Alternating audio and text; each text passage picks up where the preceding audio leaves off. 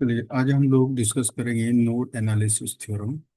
ठीक है। Node method से हम लोग कैसे करंट का वैल्यू को फाइंड आउट करते हैं ईच रेजिस्टेंस में, ये पता लगाएं। ठीक है। मान लीजिए करंट इधर जा रहा है, करंट इधर जा रहा है और करंट इधर जा रहा है।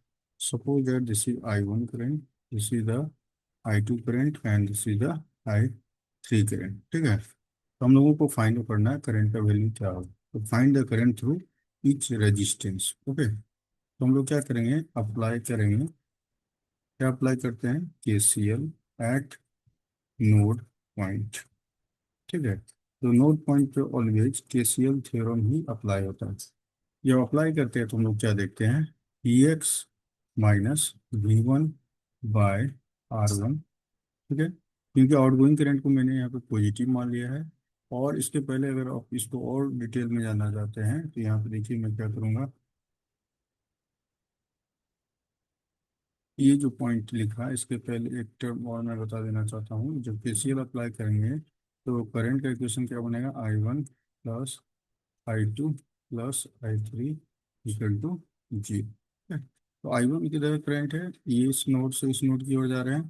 क्या बनेगा, VX minus V1 bye R1 plus I2। देखिए ये करंट इधर से उधर जा रहा है, मतलब इस पॉइंट से ये नोड है आपका, यहाँ से यहाँ तक गया तो VX minus potential difference VX minus V2 by इसका क्रॉस का रेजिस्टेंस R2 है। और I3 जो होगा, ये करंट इधर की हो जा रहा है, यहाँ का पोटेंशियल कितना है, 0 वोल्ट। तो VX माइनस क्या हो गया, 0 हो गया। अब बटा क्या हो जाएगा, this is the I3 equal to 0। That is the equation. ये इक्वेशन फॉर्मेशन हुआ जब हम लोग क्या किए, नोड एनालिसिस थ्योरम अप्लाई किए। और करंट का वैल्यू पूछा जाए, I1 में कितना करंट फ्लो हो रहा है, तो I1 में VX minus V1 bye R1 हो रहा है। I2 में कितना हो रहा है, VX minus V2 bye R2 हो रहा है। और R3 में कितना हो रहा है, VX माइनस 0 बाय R3 हो रहा है। ठीक है। तो इससे हम लोग क्या पता कर लेंगे, यहाँ से VX का वैल्यू क्या होगा ये मेरे को पता चल जाएगा। और VX का वैल्यू पता चलने के बाद आप VX की वैल्यू को पुटअप कर लीजिएगा इस इक्वेशन में। तब आसानी से करंट इच रेजिस्टेंस में पता चल जाएगा। ठीक है। तो ये नोडल एनालिसिस थ्योरम का कॉन्सेप्ट है। अब हम लोग कुछ चेंजिंग करते हैं फिगर में और देखते हैं अनदर। सपोज दैट आपका यहाँ पे एक इस जगह दिया हुआ है रेजिस्टेंस। ठीक है। फिर यहाँ पे रेजिस्टेंस है, फिर यहाँ पे रेजिस्टेंस है, यहाँ पे रेजिस्टेंस है और इस जगह पे रेजिस्टेंस। ठीक है। तो ये मान लीजिए यहाँ का रेजिस्टेंस क्या है, और यहाँ पे मान लीजिए टर्मिनल क्या मान लेते हैं, V1 नोड है और ये V2 नोड है। ठीक है। और या फिर कहीं पे भी मान सकते हैं, V1 भी इसको मान लेते हैं VP है और ये VQ है। ठीक है। और या इसका रेजिस्टेंस R1 है, ये R2 है, ये R3 है और ये R4 है और ये R5। ठीक है। तो सबसे पहले अगर इसको बोला जाए find the current through node analysis method in in resistance, suppose that R5। ठीक है। क्वेश्चन क्या है यहाँ पे, find the current through through R5 resistance, R5 resistance using nodal analysis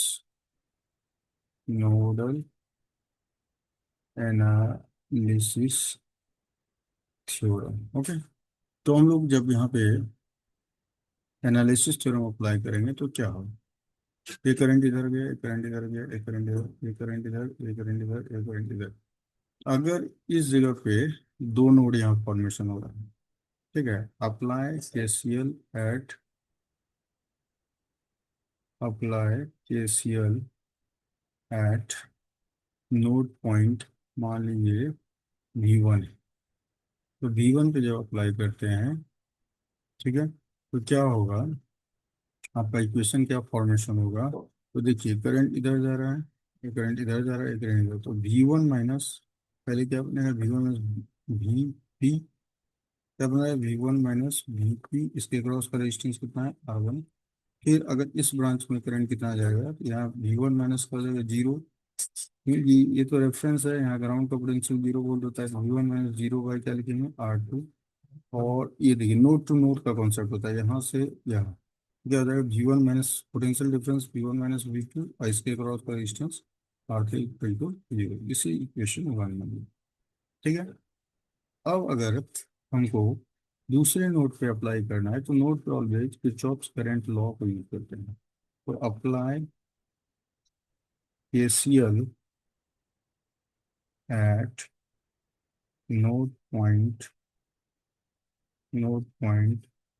V2, यहाँ पे अप्लाई कीजिए, तो क्या फॉर्मेशन बनेगा, तो आपका बनेगा V2। इधर अगर इधर की करंट की बात करें, तो V2 माइनस V1, क्या बनेगा, V2 माइनस V1 बाई क्या होगा, दैट इज कॉल्ड R3। इधर क्या बनेगा, V2 बाय R4, मतलब R4 रेजिस्टेंस में करंट जा रहा है, यानी 0 भी लिख सकते हैं, नहीं क्योंकि यहाँ का पोटेंशियल तो 0 वोल्ट है आपका। ठीक है। फिर क्या बनेगा, V2 minus VQ bye R5। ठीक है। यहाँ से हम लोग क्या करेंगे, इक्वेशन 2 सपोज करेंगे।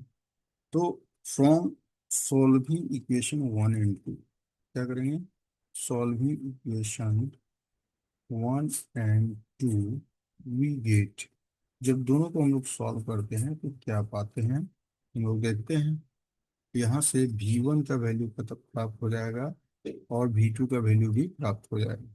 जब V1 V2 का वैल्यू पता चल गया, तो ये तो ऑलरेडी वोल्टेज गिवन रहेगा क्वेश्चन में, VP एंड VQ। रेजिस्टेंस आपको दिया रहेगा, सारा रेजिस्टेंस गिवन रहेगा। आपको बोला गया था find the current through R5 resistance. तो R5 रेजिस्टेंस में कितना करंट जाएगा ये पहले पता लगाइए, तो I मान लेते हैं, इसको मान लेते हैं I5 समझने के लिए। तो V2 माइनस क्या बना, VQ बाय R5। ओके, तो that is the current through the resistance हो गया। ओके, ये वैल्यू मेरे को पता चल गई। तो इस तरह से हम लोग करंट के वैल्यू को फाइंड आउट कर सकते हैं नोड एनालिसिस के हेल्प से। Okay,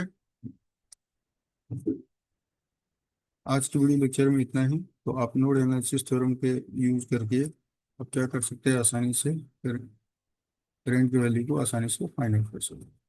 okay.